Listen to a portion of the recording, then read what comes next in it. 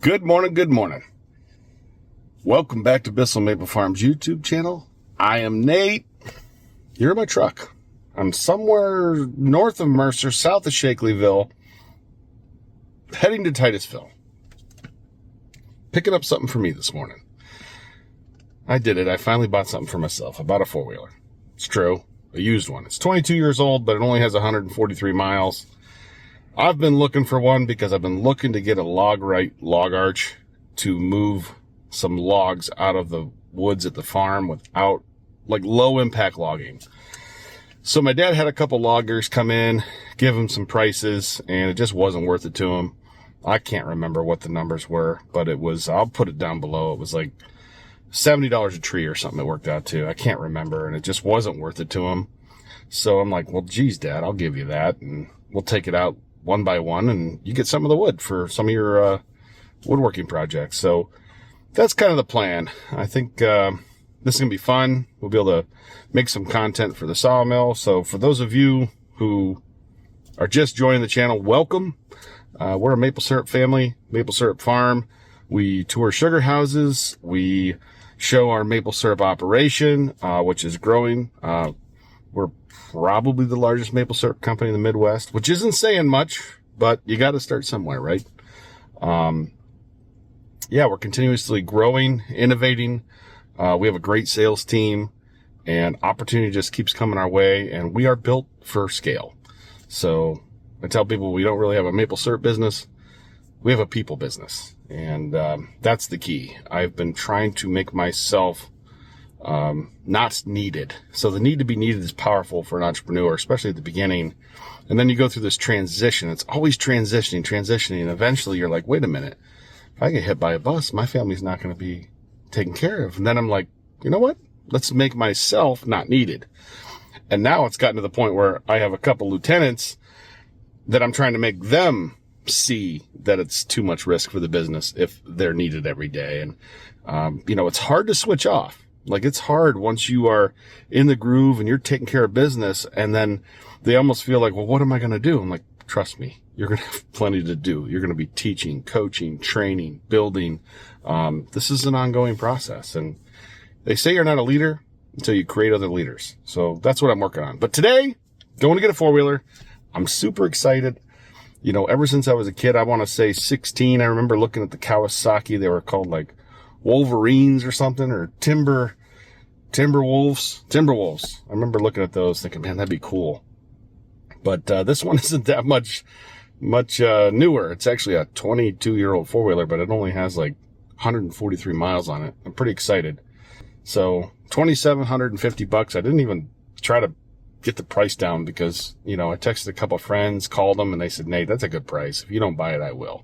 That's all I needed to hear. Because I don't really know much. We run a Kawasaki Mule for the most part. My dad uses it for cutting firewood.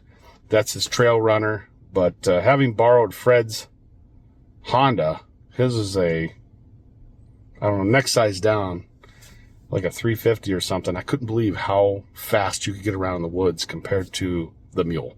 It was just a quicker machine. It's not going to do as much work overall, but yeah, for moving around, getting around the sugar bush, like quickly to get things done, I don't think you can beat a four-wheeler, that's for sure. So I'm pretty excited. Yeah.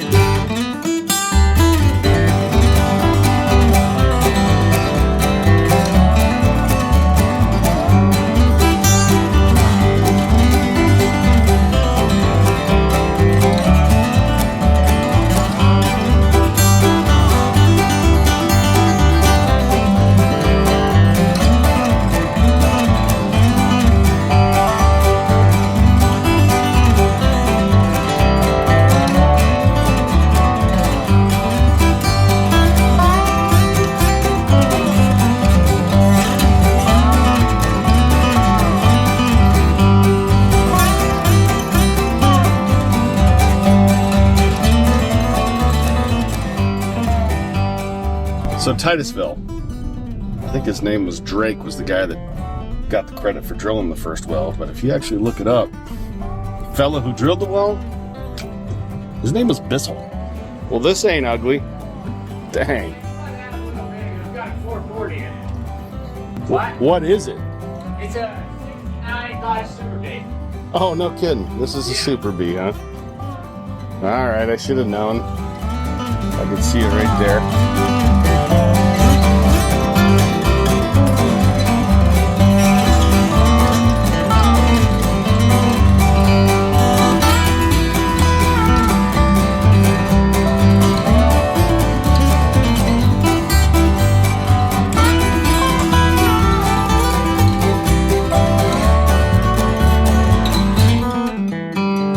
So that was that. That's all you got to do. Get a hoist, you can lift it right up. And, you know, I got a hoist in my sawmill shed. I could probably pull it right out with that thing, huh? Back it right in, use the sawmill shed to lift it up. It's easier than moving it around, I guess. Up and down ramps, accidentally running into the back of your, you know, Fred warned me. He said, hey, if you drive that thing into the back of your bed, it's going to dent it. So who wants to mess around with ramps? Now we can just pick it up, set it down, right? So buying bulk syrup, we learned a lot this year. One of the things that we need to do a better job on is when we schedule syrup for somebody, we need to schedule it out further, and then if we bring it in sooner, it'll work out. So what'll happen is sometimes our customers will change orders and slow down. And then if we have our schedule so tight, you know, let me say it another way. Farmers are more apt to be willing to sell it sooner than later because oftentimes they're planning on reinvesting that money from their syrup either into a bank note, equipment, sometimes land. And it's a lot easier for a farmer to move up their plans to sell syrup than back. And I learned some things, and one of the things is it's often hard for farmers who have their own markets to start understanding like scale. So when you're moving semi-truck loads of syrup, like we're no longer picking syrup up in pickup trucks or even partial box trucks. It's just not even economical. It's not efficient. If somebody's packing their own business and they want to run around and grab a few drums from their neighbors, like I get it. But it doesn't work like that in scale. You cannot, you know, pick up drums in scale. So, you know, we had started to move semi-truck loads from multiple, I call them franchises at this point, because we're setting them up similarly and kind of trying to like make them uniform and repeatable. And we've got several people buying syrup for us around the Maple Belt. So what we did was we posted, hey, here's the price. Here's what, you know, we put everything out there. I want it transparent. And what happened was Jess had made a deal with one of the people that we had partnered with for many, many years in an area where there just isn't semi-truck loads. But we wanted to honor it. So we honored it. But that individual called and said, hey, I saw you're paying more for syrup. I want my guys to get that price. And I was like, well, we were actually doing you a favor because we weren't going to take it, you know, or we didn't need it, but we wanted to honor the deal we made. We always do that. So that individual actually got pretty upset and said, well, I'm going to go see if I can find a better price. And at that point, we were kind of like, all right, like we were doing you a favor, but you saw somebody else got a nickel more or dime, I don't even remember. In a quarter mile, slide right onto State Street. We were still higher than the market. So that individual went out looking for a place to sell that syrup and couldn't find it, and then called us back and said, hey, you know, all right, I'll take your price. And it was like, first of all, we didn't need it the first time. And then you were upset about the price. And at that point, we had already like committed to someone else for the additional volume, and it was like, well, no. And I don't think people continue straight to stay on State Street. See our perspective often because when you start moving things in scale, it changes how you think. And you just can't be fiddle farting around with like pickup trucks. Like we cannot accept anything but a semi-truck load of syrup into our facility. And I know how hard it is to make a pail of syrup and drums. Like, you know, you guys work hard to do it. I know. Like, I remember selling my first 2 pails for bulk, and I was just like, you about cry, because Continue straight to stay on State I got like Street. $2 a pound. And it was like, holy crap, all that work. But the effort and work you put into it does not determine the value. There's farmers making semi-truck loads upon semi-truck loads. And, you know, when I can't stop my bottling line when somebody shows up with 3 drums, 4 drums, or, you know, they just, we can't do it anymore. It's inefficient. So I have to set up, you know, syrup Continue brokers for for half us. a mile. And that was just an eye-opener for me, that not everybody's going to understand. Not everybody wants to understand, you know. Don't. The problem is, if they take the time to understand, then they can't be mad anymore. And I guess, you know, some people just want to be mad, or, you know, well, Bissell just got too big for his britches. Yes. You know, Bissell just got too big. He doesn't care about the little guy anymore. That's not true, but it is. Meaning, I can't hurt my company, like, to help smaller producers. Believe me, I'm looking for a solution, especially in the state of Ohio. We get calls all the time. Hey, buy my syrup, buy my syrup. Well, look, you know, can you take it over here? Like, we can't be messing around with pails and a few drums. It's hard to understand, but we can't. You know, when a guy In 800 lines feet, up turn left onto Park Avenue. an hour of his time to unload a truck, like, that's, you know, it's scheduled. And you look, we actually pay more for that efficiency. Does that make sense? We pay more to be able to load and unload efficiently. I don't know if that makes sense, but, you know, I probably should talk about it more. You know, I probably should explain At the it better. light, turn left onto Park Avenue. But I don't know, you know, that it's going to work. I mean, when you're moving semi-truck loads per week, it just changes the scale and how you can operate. Whereas if you have a small little packing business, Continue on Park Avenue for you know, 3/4 you load of up a your mile. pickup truck full of drums, like, that's a couple days worth of, might be a month's worth of sales. I don't know, but, you know, for us, we're moving semi-truck loads, plural, per week. And yeah, that was just an eye-opener for me. It's like, hey, you know, honor the deal just made. We were going to honor the deal just made. And then they saw the pricing for full semi-truck loads, and we were going to send our own box truck to go get it. And like, we were honoring it, and they wanted more money. And it was like, well, no, we already made a deal. We already made a deal that we were like debating. I said, listen, if you told them you were going to take it, you got to take it, Jess. And they saw that extra dime or nickel, and it really, like, upset them. And it was like, well,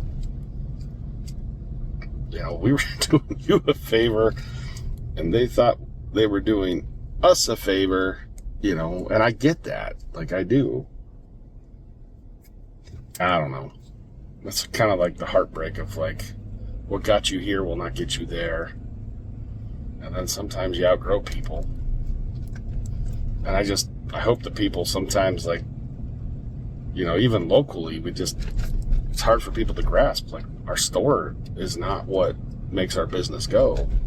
Selling pallets and semi-truck loads to distribution warehouses, and, like, that's what makes our company go. Like, we had to, like, back out of retail. In Like, it just 1,000 feet, didn't make turn right sense. onto Linden Street.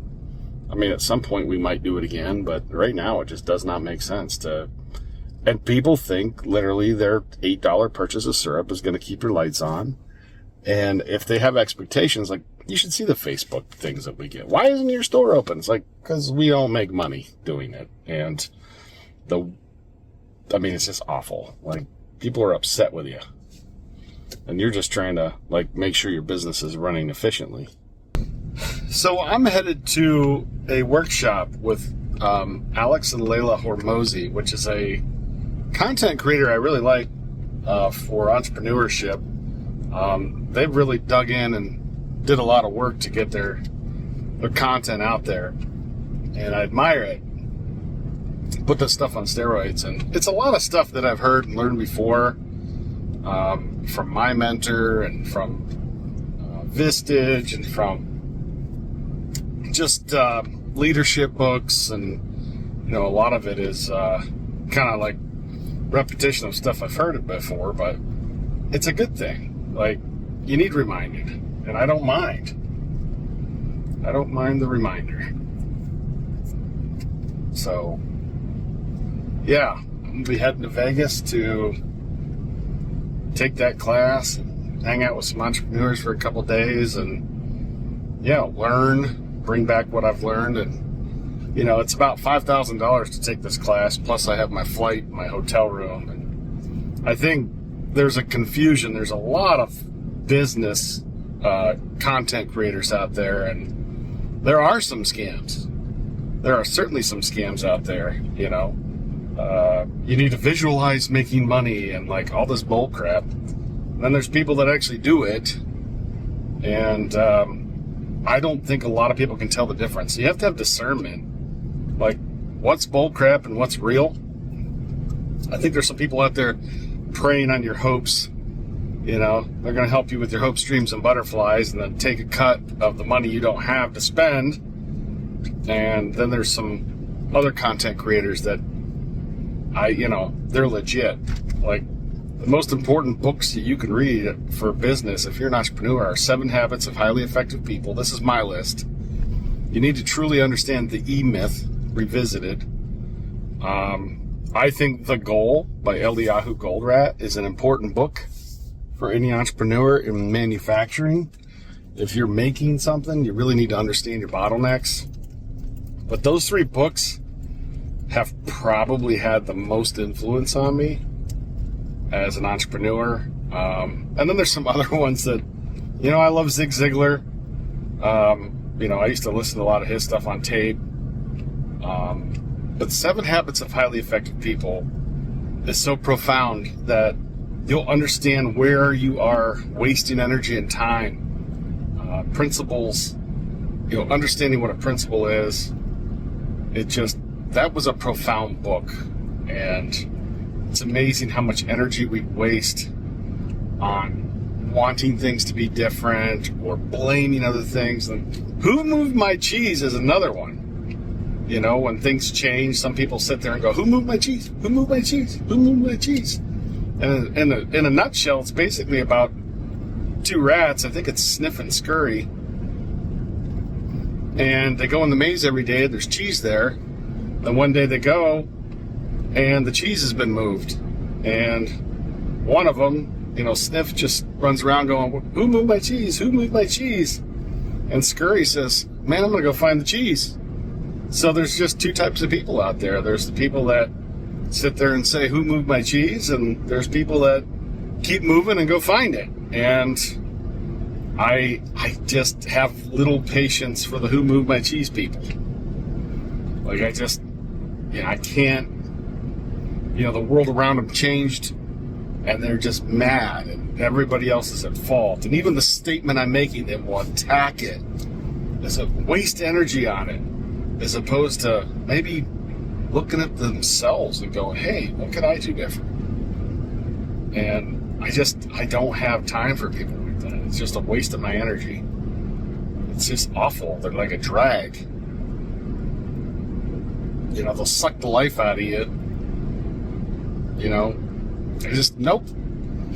I'm going to go, I'll work with anybody, but once you start sucking the life out of me, I'm done. I forgot Simon Sinek's books too, and a lot of his. You can find a lot of his stuff right on YouTube and about leadership, and I really like a lot of Simon Sinek stuff. It's helpful. It really is. Sometimes you're the problem. So I'll put a link down below of the videos that I really liked of his that will help you become a better business person and a better leader. So, yeah. As I'm riding and giving these words to live by Nate, according to Nate Bissell, another one you'll hear me say often is when we hire somebody, if they don't have experience, I say they haven't been ruined yet. What I mean by that is a lot of cultures that people go in work into, they'll build defense mechanisms to survive in unhealthy cultures with unhealthy managers, and it's awful. You got to help them realize they're not going to get screamed at, because people who have fear, that comes from unhealthy culture. And if you have fear of messing up, it just means you won't do anything, because if you do something, you could mess up. So we tend to like people that have never worked in our industry, and people who have never had a job before actually will do better learning what a healthy culture is like. Even if they eventually move on to another career, at least they can learn like what's acceptable and what's not acceptable in a culture. I talk about this a lot. Like, we've gotten really good at interviewing, and the truth is, it's always, even after you pick them, like we have somebody that does an Indeed ad, and then out of 100 people, she'll select 2 or 3 that we interview. And the good thing is we're getting better and better quality people.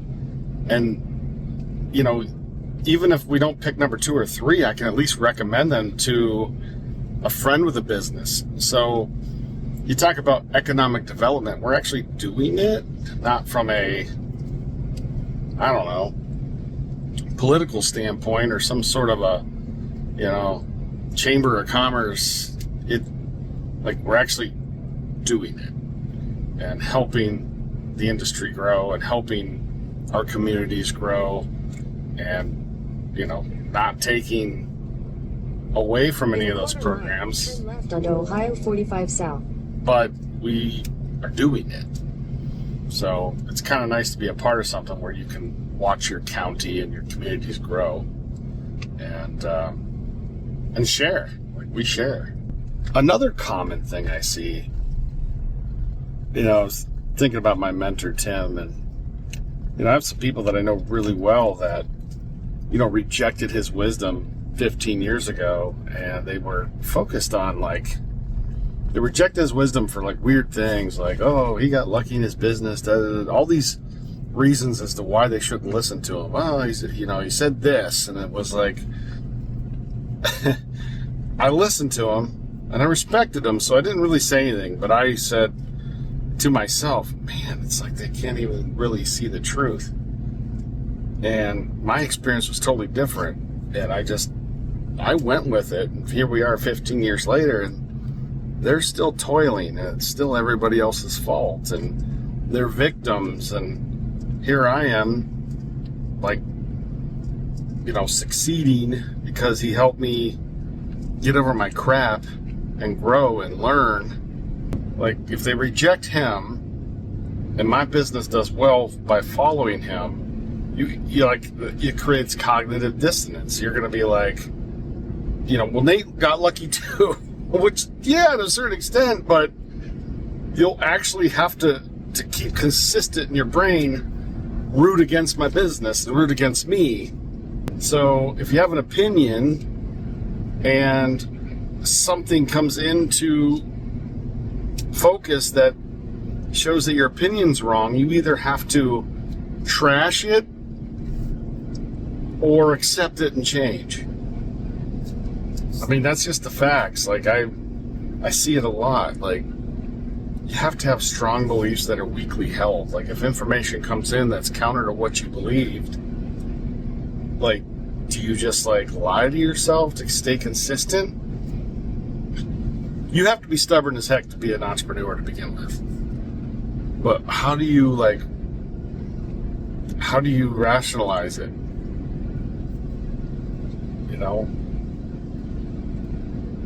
Because if you're trashing my mentor, and then you see the results of people who did listen, that means you have to trash what we've accomplished too. You see what I mean? Maybe you've just been wrong for 15 years and been toiling.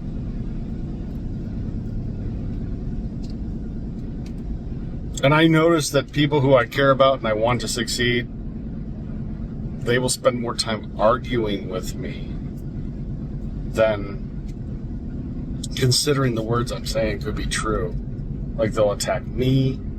They'll say I don't understand. Look, we are unique.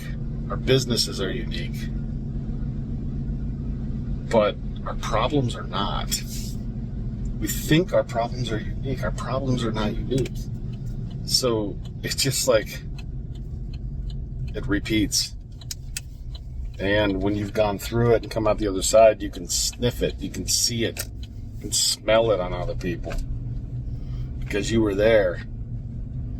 And I would say that to Tim, and he'd say, well, just remember, everyone that is in AA is recovering. All the counselors in AA, they're recovering themselves.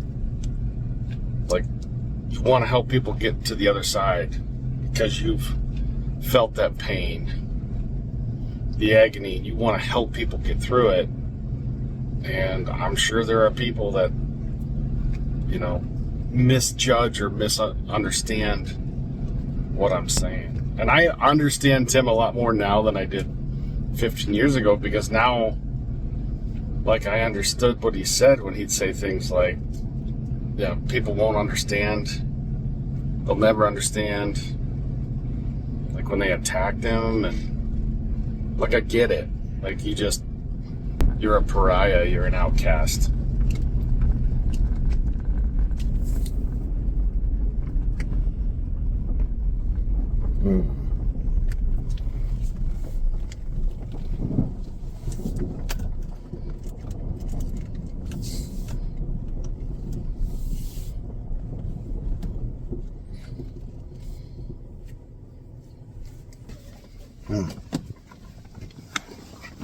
I can tell you what I'm thinking.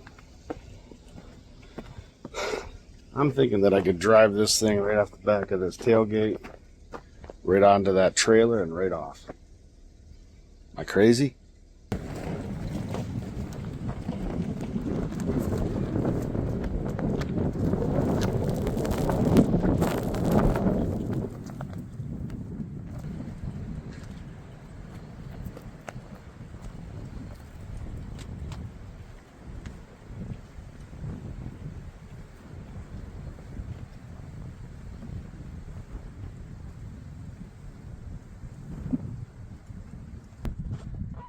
Go right off the tailgate onto here, and I'll just throw planks down to get you off the trailer.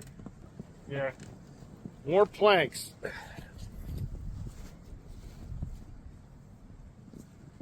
What an angle.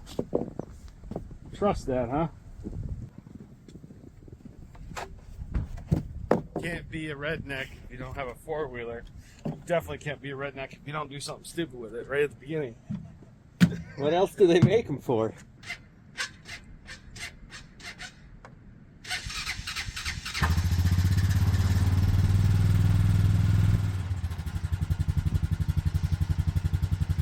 This is the clutch here, right? No, that's your brake. You know what is a parking brake? Yep. Let me make sure it's off. It's gonna fit. I think so. No? Alright, hold on. Alright, why is it doing that? Probably just cold. Gotta put it back. Neutral, start it.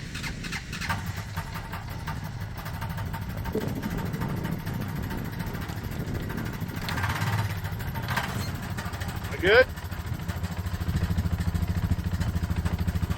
Alright, ease into it. You're on him.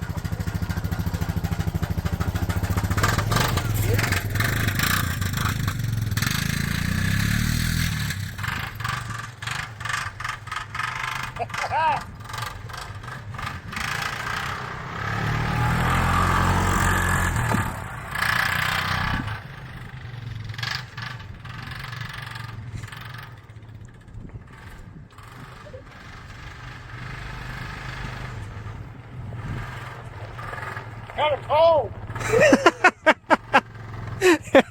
Let me do a loop around the pond. Mess with my parents. You go ahead, I'll move your truck out of it.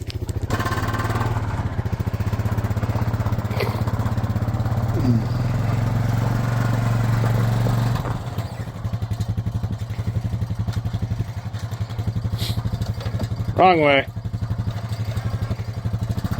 Down more. It's not touching.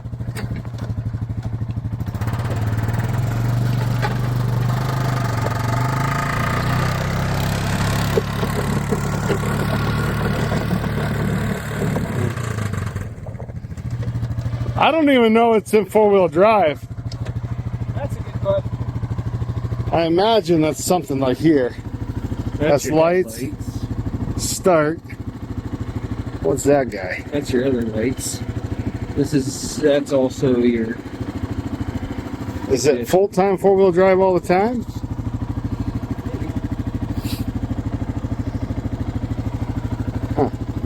Don't put this on YouTube. This is embarrassing. Well, I don't know. Is this four-wheel drive? Lock? Yeah, that's your fuel on-off switch. Okay. It might just be four-wheel drive all the time. Well, let me see. If you spin out, I'll know.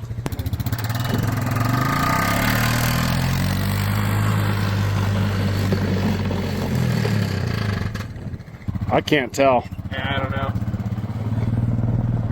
Might be four-wheel all the time. I mean, I see the, they're turning in there. I don't know.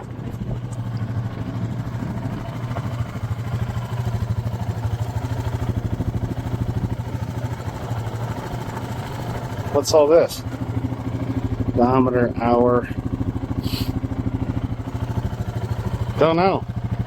Maybe do some research on it. Alright, I'm going home, dude. Have fun. Sounds good. I'd freaking leave that thing off till I was ready to use it. It ain't that bad putting it on, It's really. easy. You can do it on your own. Yeah. Easily. It's fun. I gotta admit, it's fun. Yeah, it is. We'll catch you, dude. Yep, catch you later. So my overall impression. 22-year-old four-wheeler. I can tell the little plastic grommets don't last. It's got all sorts of fasteners holding the plastic shroud and mud flaps on. I don't like that. I like things to match. I'm a little OCD when it comes to fasteners. It's not going to matter. But I like my stuff to look nice. More than I like it dirty and used. So, yeah, that'll help us. We'll be able to move logs out. We got to run errands, but yeah, we found out pretty quick what happens if it's not latched on all the way. So, Austin learned pretty quick. Not good. Anyways, thanks for coming on the adventure with me. Catch you in the next episode.